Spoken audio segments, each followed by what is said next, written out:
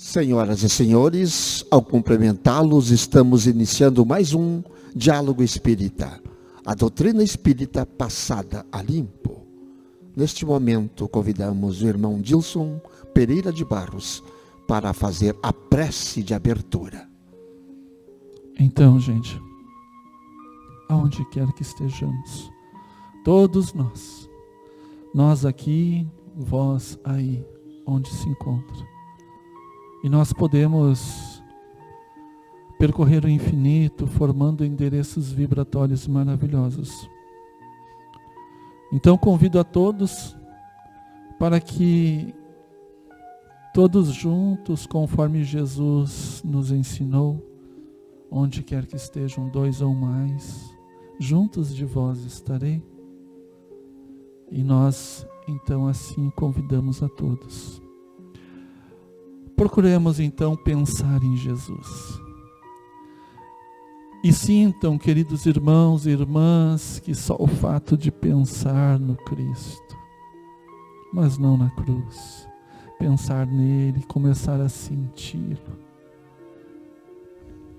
nós já modificamos os nossos sentimentos, as nossas vibrações. Porque Jesus é assim. Basta falar o nome dele. Então, rogando a ele, que permita aos bons espíritos estarem conosco neste momento, seguindo os nossos endereços vibratórios que as nossas mentes estão formando, ao pensar nele, ao desejar o auxílio dele, a mão amiga, a mão que ampara, que consola, que todos nós possamos receber, seja por passes, pela transfusão fluídica, seja da forma que for, o auxílio que necessitamos. A nós outros aqui nesta mesa, nessa banca, que nós possamos estar sendo intuídos a trazer a todos a palavra amiga, a palavra que consola, e que assim seja. O trabalho que iremos fazer hoje é fortaleçamo-nos, sede fortalecidos no Senhor. Paulo em Efésios capítulo 6, versículo 10. Há muita gente que se julga forte nos recursos financeiros, que surgem e fogem, na posse de terras que se transferem de dono, na beleza física que brilha e que passa, nos parentes importantes que se transformam, na cultura da inteligência que muitas vezes se engana, na popularidade que conduz à desilusão, no poder político que o tempo desfaz, no oásis da felicidade exclusiva que a tempestade destrói. Sim, há muita gente que supõe vencer hoje para acabar vencida amanhã. Todavia, somente a consciência edificada na fé, pelos deveres bem cumpridos à face das leis eternas, consegue sustentar-se invulnerável sobre o domínio próprio. Somente quem sabe santificar-se por amor encontra a incorruptível segurança. Fortalecemo-nos, pois, no Senhor e sigamos, de alma erguida, para a frente, na execução da tarefa que o Divino Mestre nos confiou. Sigamos, irmão Jussi, sigamos. Com certeza. Vamos achar algo, Antônio, no Evangelho, que a gente pode seguir com segurança. Pode seguir com a certeza de que estamos no caminho certo. E olhando a reflexão que Emmanuel nos oferece, ele discorre aqui atentamente a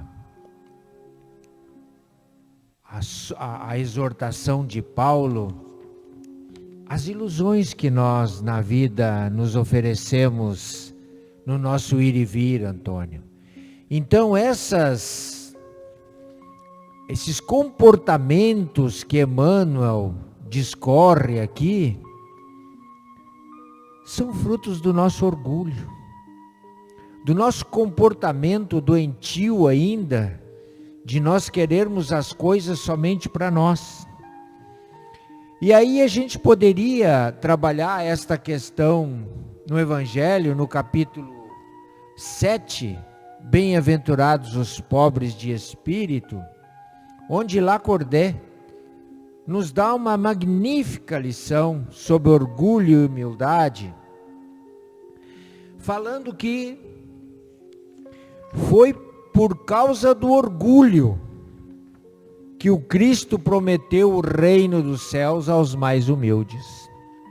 Porque os orgulhosos, eles detêm via de regra este comportamento que Emmanuel nos oferece aqui na sua reflexão. Mas ao final, Antônio, quando ele diz, somente quem sabe santificar-se por amor encontra a incorruptível segurança, nós vamos também desembarcar no fora da caridade não há salvação, no quesito o necessário para salvar-se. Lembra da parábola? Estive nu e me vestiste, estive doente e me atendeste. Então este comportamento nos faz fortalecidos junto ao Senhor. Está na mesa. Está na mesa, Gilson. Bem servido? Com certeza. Com certeza. Eu acredito que o Jussi, ele acertou em cheio ali. O Evangelho todo, né, ele traz mensagens que podem se encaixar neste contexto, mas coincide com o que eu penso e o que me veio à mente, né? O orgulho, ele, em síntese, ele faz nós nos acharmos mais do que somos, mas é importante nós separarmos, entendermos a palavra orgulho, né, o sentido dela, porque nem sempre o sentido de orgulho, ele é uma palavra ruim. O orgulho pode ser uma alegria, por exemplo, a alegria de uma tarefa bem cumprida. E o orgulho que a gente trata no Evangelho é o orgulho ruim, então é o outro lado dele, não é essa parte boa, né? A palavra que o português eu acho que não traz. Do egoísmo, né?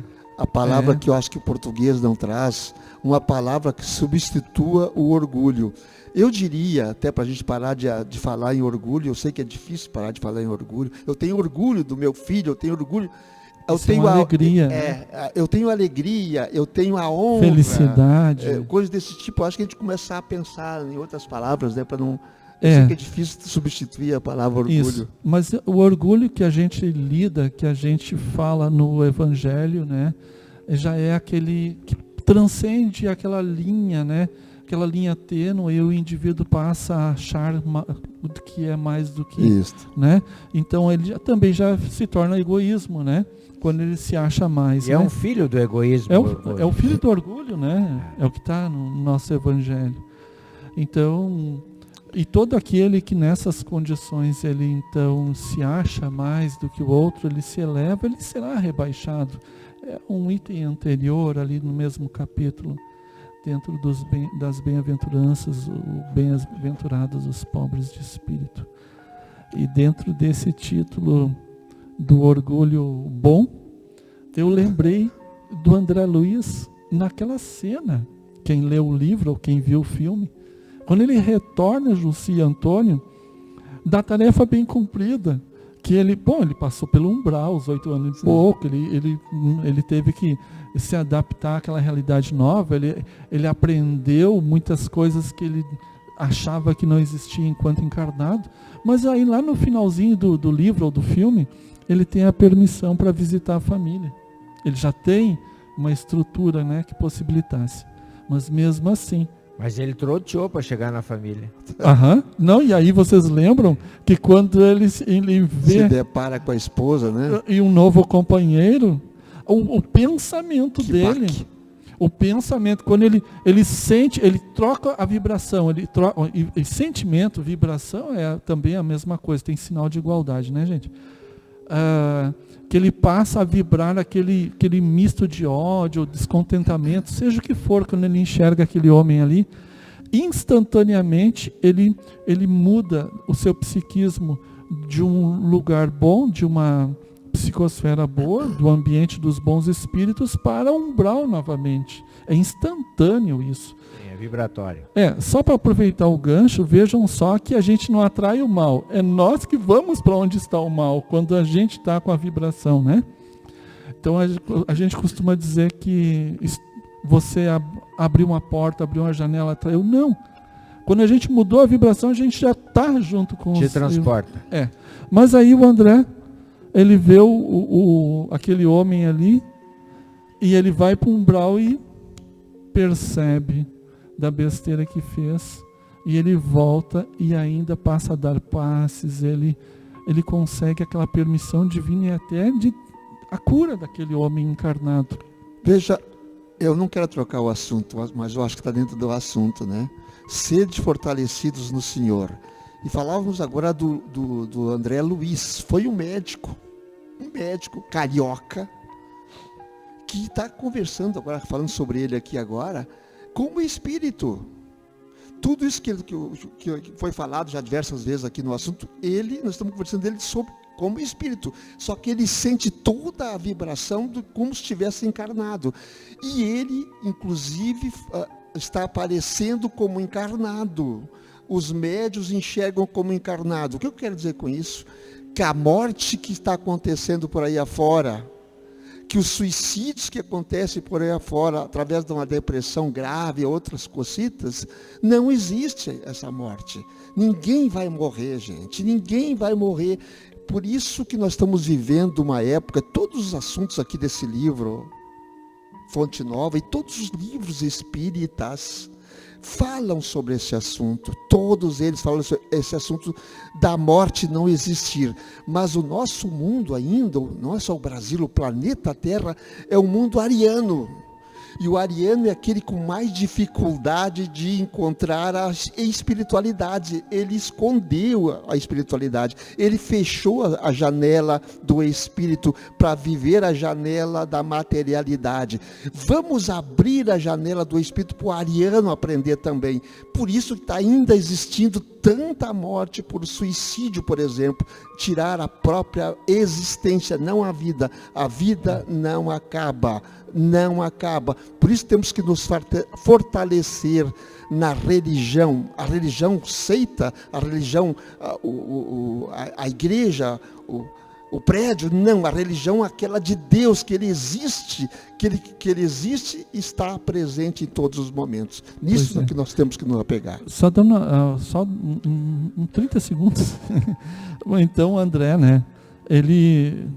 Ele cura ali, aquele homem, e volta para a colônia e é recebido com muita alegria, né? Então, ali, André ele se sente feliz, alegre, né? Então, nesse contexto, nós poderíamos até pensar nessa palavra do orgulho enquanto felicidade como algo bom.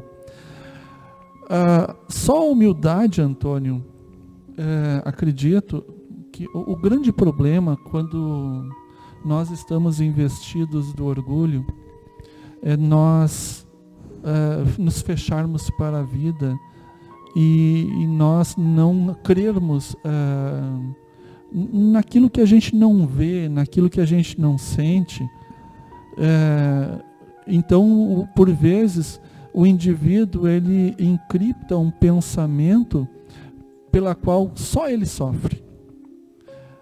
Ele sofre mais do que os outros, a vida é difícil para ele mais do que para os outros, e como ele se tornou um descrente ou de pouca fé, ele acaba encontrando como solução sair desse cenário. Aí, todo esse sofrimento vai cessar. Outro dia, um médium me falou que sentiu, 2 horas antes de ser comunicado de que um jovem havia se suicidado, de que ele pedia para ele fazer preces. Por quê? Porque esse jovem, quando ele tirou a sua vida por enforcamento, ele naquele instante, ele duvidava da vida futura. Ele não acreditava. Ele fazia parte desse grupo pela qual, como dizia aqui o Emmanuel, né, perdido nas coisas do mundo, que a vida dele não tinha sentido, que só ele sofria, etc. Mas aí quando ele está do outro lado, ele percebe: eu não morri. E agora? Não tem mais como voltar. Fulano, por favor, me ajuda, porque ele lembrava do fulano, como era aquele que dava bons conselhos: não faça isso, você vai se arrepender profundamente. Ele lembrou instantaneamente, então, ou quase assim, passou a implorar por preces, mas aí já era tarde. Já era tarde. A humildade, que é o sentimento oposto ao orgulho, nos faz nos conectarmos com Deus, nos faz nós buscarmos em Deus as forças que necessitamos. E a vida vale a pena. E Paulo em Efésios diz exatamente isso: sede fortalecidos no Senhor. Antônio, quando tu te referias na tua fala, depois o Dilson fez os 30 segundos dele. Muito bom. Tu falavas da ilusão, né, Antônio? Sim, a ilusão, né?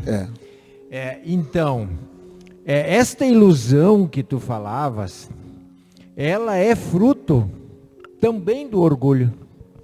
Porque o orgulho, ele nos coloca frente à vida e de uma forma equivocada sobre nós mesmos.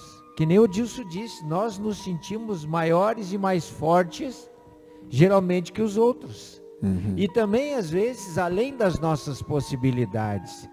Então, tudo isso... mais inteligentes, mais tudo. Tudo isso é o que o Emmanuel coloca aqui.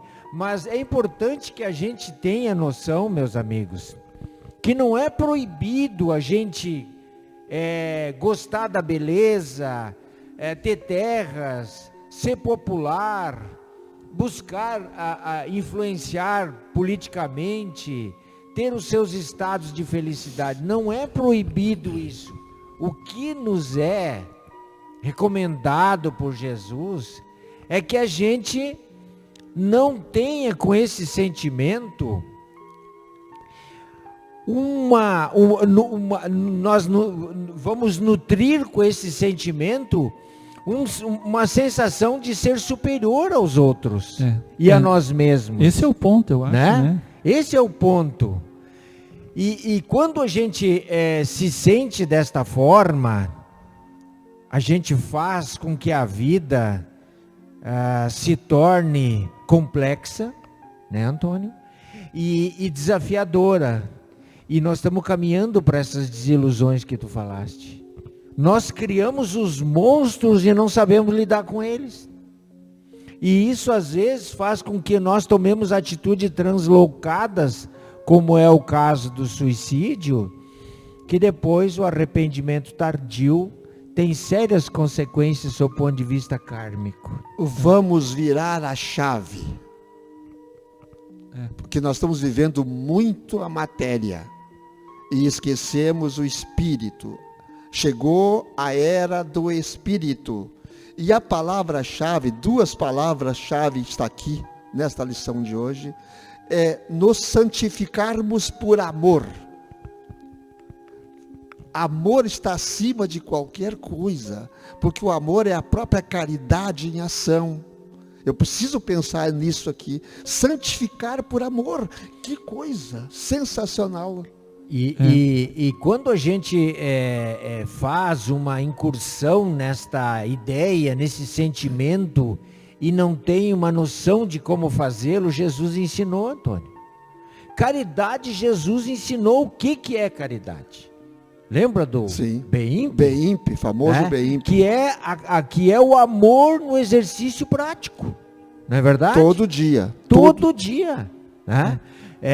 Benevolência para com todos, indulgência para com as imperfeições alheias e perdão das ofensas pode se tornar um comportamento humilde que vai nos favorecer, nos fortalecer aos embates da vida. Nos torna pessoa boa. 3 vencimentos que nós temos que bater todo dia. O BEIMP, benevolência, indulgência e perdão. Então, se nós conseguirmos já uma delas, já estamos no caminho. Com 2, o caminho já está quase terminando. E no 3, então, termina o caminho, que aí completaremos o amor em ação. Eu creio que a bateria também do meu microfone está finalizando. Só uma curiosidade. Estamos no mês de setembro. Natural. Até a bateria, né, terminou para mim. Mas parece que não quer que eu fale. Estamos no mês de setembro, mês amarelo. Nos Estados Unidos, então, em síntese, rapidinho, enquanto eu tenho um pouquinho de bateria, um jovem se acidentou, desencarnou, dirigindo seu veículo amarelo. A família, então, homenageando, também fez todas as homenagens na cor amarela. Então, iniciou-se ali as homenagens do mês amarelo. Está aí, né, a origem do mês. Sim. Né, da cor amarela para o mês de setembro. Que nós, então, possamos identificar naquela pessoa próxima indícios de que ela não está bem. E é muito importante que a gente interfira assim, que a gente estenda a mão e não se excuse de alcançar a mão àquele irmão, porque é um irmão perante Deus, todos somos filhos de Deus, e pela qual está indicando, dando sinais de que necessita de uma palavra amiga, necessita de um abraço, necessita, porque o suicídio não é aquelas pretensões, aquelas vontades não são permanentes, elas têm um prazo curto. Então, aquela janela que a gente puder conversar com aquele irmão por meia hora, nós podemos determinar a vida. A bateria terminou. E o Jussi faz a prece final. A bateria terminou. Então, Deus nos abençoe, meus irmãos. Amigos, irmãos, sentindo dificuldade, procurem ajuda. Procurem ajuda nas casas espíritas, nos amigos mais próximos, no centro de valorização da vida, onde puderem. Quando a resistência estiver falhando, procurem ajuda, porque ajuda sempre encontraremos. Há muitos suportes de Jesus espalhados pela terra, capaz de nos ajudar nesses momentos difíceis. E o tempo se escoou e nós chegamos ao final de mais um programa, com a certeza de que temos que fazer o bem, temos que gostar das pessoas, amparar as pessoas, amar as pessoas, perdoar as pessoas, tolerar as pessoas, mas sobretudo que comecemos conosco mesmo. Então, neste momento, coloquem junto aos seus aparelhos a água que irá ser fluidificada pelas nossas companhias espirituais. Nunca estamos sozinhos quando nos referimos a Jesus e seus ensinamentos.